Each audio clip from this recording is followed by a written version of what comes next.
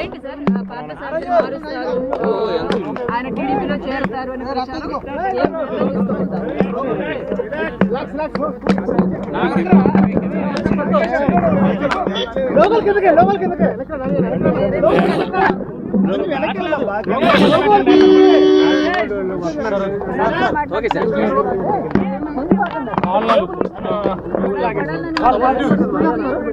ఎక్కడా కూడా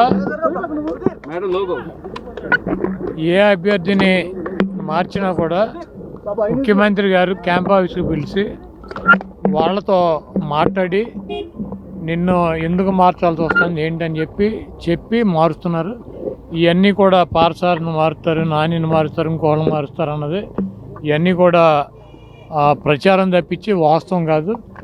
ఎక్కడ కూడా ముఖ్యమంత్రి గారు ఎవరితోనూ కూడా మాట్లాడకుండా అభ్యర్థులను మార్చేటువంటి పరిస్థితి లేదు. ఆయన ముందే పిలిచి ఈ పరిస్థితుల్లో నిన్ను మారుస్తున్నావు అని చెప్పి, లేకపోతే ఈ పరిస్థితుల్లో నిన్ను వేరే చోట పోటీ పెడుతున్నానని చెప్పి ఆయన చెప్తున్నారు. ఇవన్నీ కూడా ఊహాగానాలు, ఇవన్నీ కూడా నమ్మొద్దు అని చెప్పి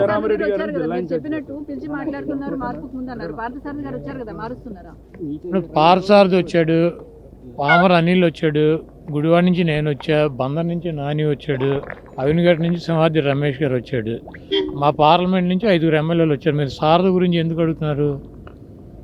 మా పార్లమెంట్ నుంచి ఈరోజు నేను, పేర్నాని, అనిల్, అవినిగడ్డ సింహాద్రి రమేష్, పార్థసారథి మేము 5 ఎమ్మెల్యేలు వచ్చాము. విడివిడిగా వెళ్ళాము, మాట్లాడుకున్నాము. కొంతమంది సీఎంతో మాట్లాడుకున్నారు, కొంతమంది కింద స్టాఫ్తో మాట్లాడుకున్నారు, కొంతమంది సెక్రటరీలతో మాట్లాడుకున్నారు. వెళ్ళాము.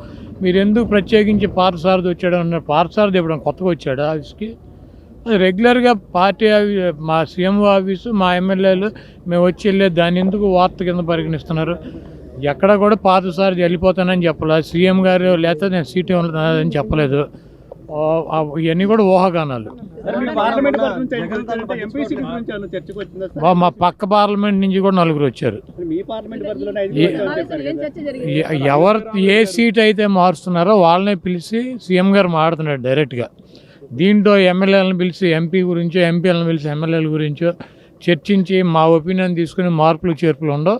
పూర్తిగా ఆయన దగ్గర ఉన్నటువంటి సమాచారం ప్రకారం ఆయన ఎక్కడ ఎవరు పోటీ చేస్తే బాగుంటుంది, ఎవరు పోటీ చేస్తే బెటర్గా ఉంటుంది, ఎవరిని పోటీలోంచి తప్పిస్తే బెటర్గా ఉంటుందని ఆయన ఒక లిస్ట్ పెట్టుకుని ఆ లిస్ట్ ప్రకారం ఆయన చేస్తున్నాడు. ఇక్కడ ఎవరిని కూడా ఎవరిని తప్పించడాల్లోనే, ఎవరిని పెట్టడాల్లోనే ఎవరి అభిప్రాయాలు లేవు. నేను సీఎం గారిని కలిసి ఏదో మా కాన్స్టిట్యున్సీకి సంబంధించి నేను అడిగాను. మిగిలిన వాళ్ళు ఒకళ్ళిద్దరు సీఎంని కలిశారు, కొంతమంది సెక్రటరీ ధనంజయ రెడ్డి గారిని కలిశారు, కొంతమంది ముత్యాలరాజు గారిని కలిశారు.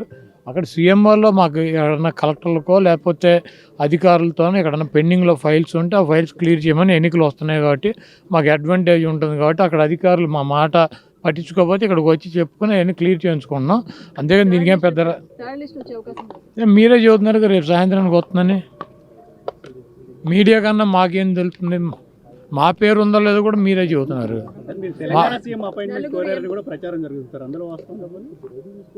ఇక్కడ ఉన్న ఒక స్టేట్లో మా సీఎం గారు ఈ మా పనులే మాకు సాగట్లా. మళ్ళీ పక్క రాష్ట్రం వెళ్ళి పక్క రాష్ట్ర సీఎం, కర్ణాటక సీఎం అపాయింట్మెంట్ తీసుకుని నేనేం చేయను. రేవంత్ రెడ్డి తాను ముఖ్యమంత్రి అయిన తర్వాత జగన్ ఫోన్ చేయలేదు అని చెప్పి మాట్లాడారు. ఫోన్ చేసి విషెస్ చేయలేదు. ట్విట్టర్లో పెట్టాడు కమ్మా, బెస్ట్ విషెస్ అని చెప్పి ముఖ్యమంత్రి గారు ట్విట్టర్లో పెట్టారు కదా. పర్సనల్ కాల్ చేయలేదు, కర్టసీ కోసం కూడా మా ఓటమి జగన్ ఎంత చేయాలో అంతా చేశారు, అవన్నీ కూడా నాకు తెలుసు కూడా అన్నాడు.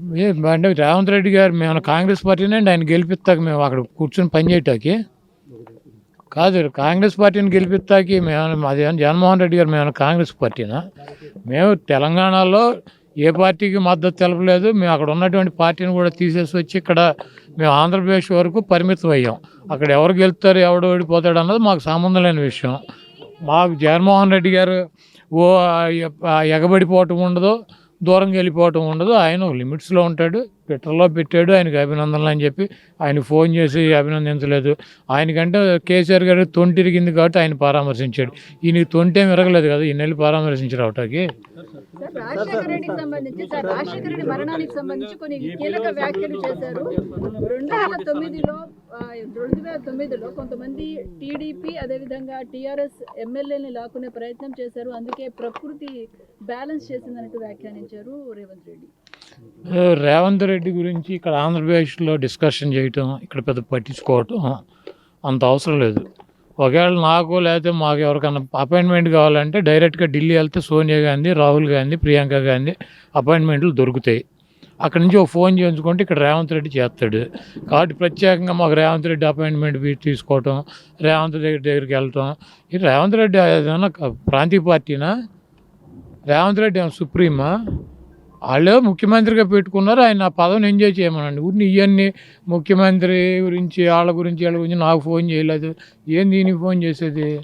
ఆయన ట్విట్టర్లో పెట్టాడు మర్యాదగా, కంగ్రాచులేషన్స్ ముఖ్యమంత్రి అయినందుకు అని చెప్పి. నాకు ఫోన్ చేయలేదు, నన్ను వచ్చి కలవలేదు. ఎందుకు ఫోన్ చేస్తారు, ఎందుకు వెళ్ళి కలుస్తారు? ఒక్కొక్కళ్ళ పద్ధతి ఒక రకంగా ఉంటుంది.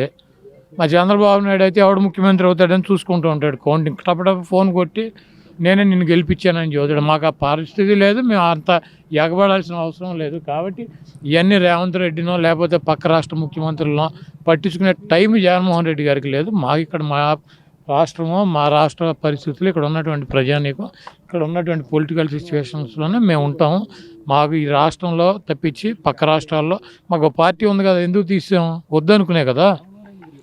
ఒక ఎంపీ గెలిచాం, ఖమ్మం జిల్లాలో 3 ఎమ్మెల్యేలు గెలిచాం. మేము పోటీ చేసిన ప్రతి చోట 40,000 50,000 ఓట్లు వచ్చినాయి. అయినా కూడా వద్దనుకుని మేము ఇక్కడికి ఎందుకు వచ్చాం? మాకు అవసరం లేదనే కదా పక్క రాష్ట్ర రాజకీయాల్లో.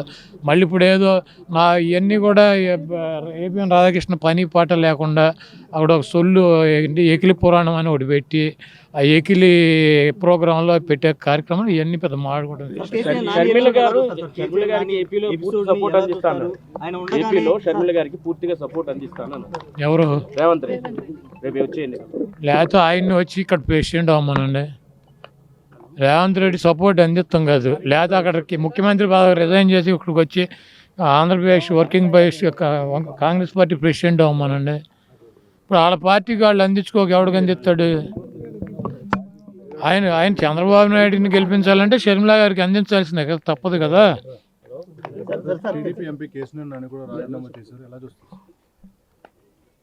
చంద్రబాబు నాయుడు చాలా స్పష్టంగా డబ్బులకి సీట్లు అమ్ముకుంటున్నాడు. అతనికి కష్టకాలంలో ఉన్నటువంటి కేసీఆర్ నాని పక్కన పెట్టి వాళ్ళ తమ్ముడు 100 కోట్లు 150 కోట్లు ఇస్తాను అంటున్నాడంటే ఎంపీని పక్కన పెట్టి సీటు అమ్ముకున్నాడు. అతను మా గుడివాడ క్యాండిడేట్, ఇద్దరు పార్ట్నర్స్, ఇద్దరు చెరువు 100 ఖర్చు పెడుతున్నారు, ఆ సీట్లు 2 అమ్మేశాడు. చంద్రబాబు నాయుడు డబ్బులకి రాజ్యసభ సభ్యులు అమ్ముకున్నాడు, ఎమ్మెల్సీలు అమ్ముకున్నాడు, ఎమ్మెల్యే టికెట్లు అమ్ముకుంటాడు.